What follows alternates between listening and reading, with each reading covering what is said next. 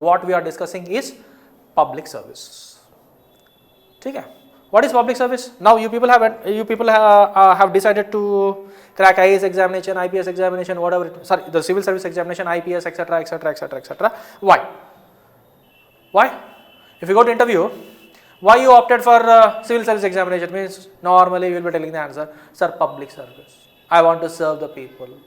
What exactly is this public service?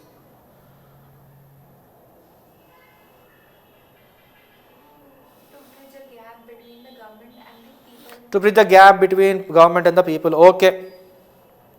In the most effective manner. In the most effective manner.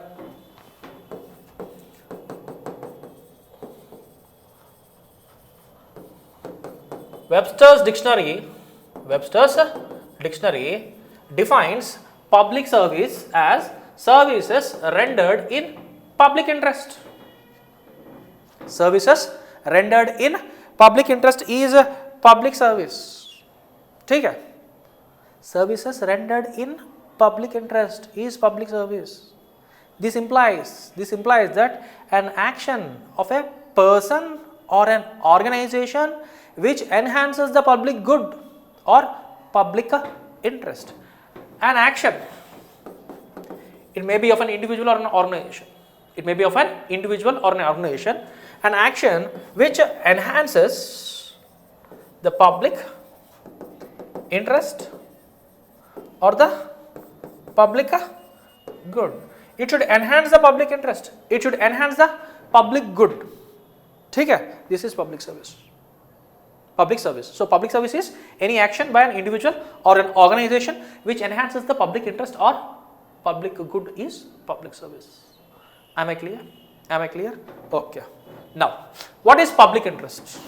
What is public interest?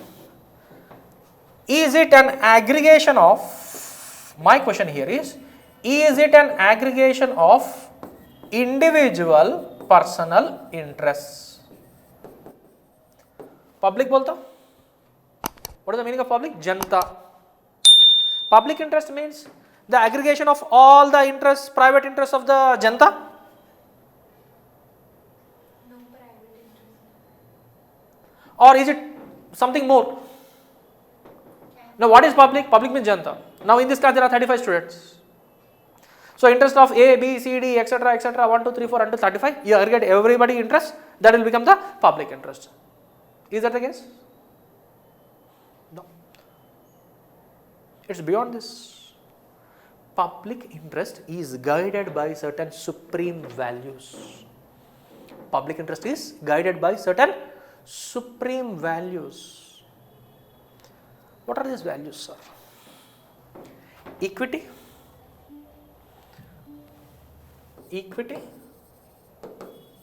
equality, justice, fairness. Equity, equality, justice, fairness, these are the underlying values in public interest. These are the supreme values which guide the public interest. The supreme values which guide the public interest are equity, equality, justice and fairness. ठीक है? Now, the thing is, here public service is concerned with fulfillment of fundamental rights and basic human rights. Public service is concerned with the fulfillment of the fundamental rights and basic human rights. So public service indeed is fulfillment of fundamental rights and basic human rights. Fundamental rights of right to life and liberty, education, health. Why? Because the guiding principles, the supreme values underlying the public interest are equity, equality, justice and freedom. Justice and fairness. So public service is nothing but fulfillment of fundamental rights and basic human rights. So these elements are inbuilt in fundamental rights and basic human rights. Yes or no? Yes or no? So public service is nothing but fulfillment of the fundamental rights or the basic human rights. ठीक है? Now, on the whole, an administrator has to make sure these supreme values are served. On the whole, if an administrator, you people will be becoming the district collectors, and again after district collectors, commissioners, etc., etc., etc., etc., etc., chief secretary, cabinet secretary, yes or no? Now, how these supreme values will be served? First of all, do you agree that public interest, the guiding principles of public interest are these? Equity, equality, justice and fairness? Are they the supreme values? Are they the guiding principles, the underlying values? Yes or no? Yes. Now, how these supreme values will be served by an administrator? Now, the thing is, there are two sides. One is a section or a group which is visible enough and which is voicing its concerns. The other side, we can see the people or the groups who are not adequately represented. They are invisible, they are the voiceless. Okay? Some are visible, some are vocal in articulating their interests.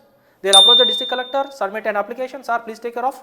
Accordingly, you will send this application to the higher level, a policy will be made accordingly. Yes or no? So, if that is the case, is public interest served? No. An administrator, to fulfill these supreme values, has to consider the interests of the people who are visible and the group which is visible and the groups, a group or groups which are not adequately represented. They are not adequately represented. They are invisible. They are voiceless. Be it any political process or social process. Be it in any political process or social process, they are invisible. The backward classes, the poor, the scheduled castes, the minorities, the tribals, people living in remote areas, they are voiceless. They may not be visible. They may not approach you. So, an administrator has to fulfill these supreme values, because these supreme values are the guiding principles for the public interest or the public good. So, an administrator, if he wants to fulfill these supreme values, he has to take into consideration both the visible elements and the invisible elements. Then only these supreme values will be fulfilled and public interest or public good will be served. Got it?